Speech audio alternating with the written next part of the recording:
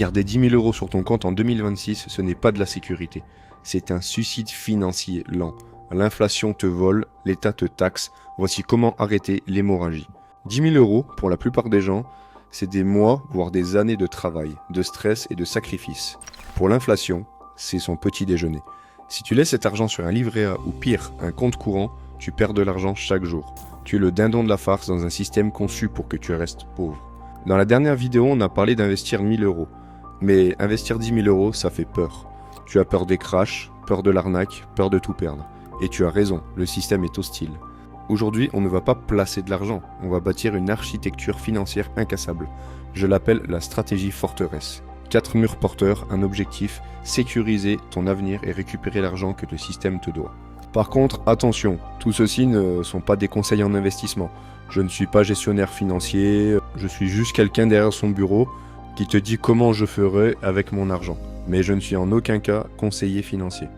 Prenez vos propres décisions et c'est votre argent, c'est vous qui êtes 100% responsable. On commence par le mur que personne ne regarde, l'argent gratuit. C'est le point numéro 1, le hack fiscal. Avant même d'investir le premier euro en bourse, tu dois activer le levier suisse. Si tu es frontalier ou résident suisse, écoute bien. Il y a un mécanisme où l'État te rend littéralement de l'argent. Ça s'appelle le troisième pilier. Le calcul est bête comme tout. Tu verses de l'argent investi sur le troisième pilier, souvent en bourse, et l'année suivante, tes impôts baissent massivement. Sur un versement de 5 000 francs, tu peux récupérer environ 2 000 francs d'économie d'impôt immédiat selon ta situation. Fais le calcul, c'est un rendement garanti de 25 à 30% avant même que l'argent ne soit investi sur les marchés. Aucun trader, aucune crypto ne te garantit ça sans risque. L'erreur c'est d'ouvrir un troisième pilier dans une banque classique qui va te manger tes profits en frais cachés. L'outil que j'utilise, c'est FinPension. C'est le scalpel du troisième pilier, frais minimes et investissement à 99% en actions mondiales. Tu gagnes sur les deux tableaux, réduction de l'impôt immédiat plus croissance à long terme. Si tu n'es pas éligible au système suisse, passe directement à l'étape 2. Mais si tu l'es et que tu ne le fais pas, tu jettes de l'argent par la fenêtre. Pour le troisième pilier, on peut mettre un versement maximum de 7 000 francs. Pour notre cas de l'investissement de 10 000 francs, nous allons poser 50%, soit 5 000 francs. On passe ensuite à l'étape numéro 2. Une fois que tu as récupéré ton dû fiscal, on passe à l'attaque. On injecte environ 20%, soit 2 000 francs, dans le moteur.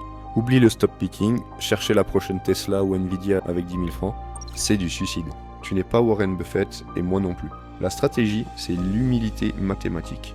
On achète le marché entier via un ETF World ou SP500. En un clic, tu deviens copropriétaire des plus grosses boîtes du monde. Si Apple coule, Microsoft prend le relais. Si les US toussent, l'Europe compense. Tu dilues les risques. L'ennemi ici, ce sont les frais de courtage. Les banques traditionnelles sont des parasites sur le rendement. C'est pour ça que je passe par DeGiro.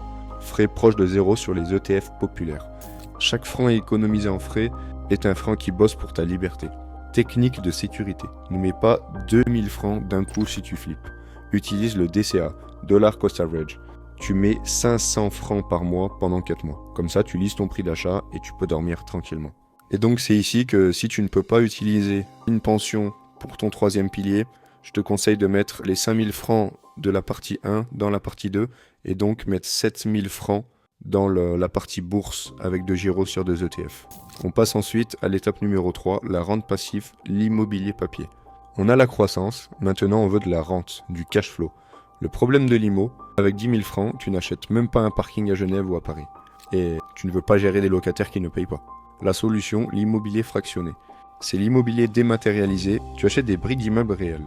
Avec un outil comme Bricks.co, tu peux allouer 1500 francs sur 10 à 15 immeubles différents. Pourquoi ? La diversification. Si un immeuble a un problème, les 14 autres te versent les loyers. Tu touches tes revenus tous les mois et tu en profites.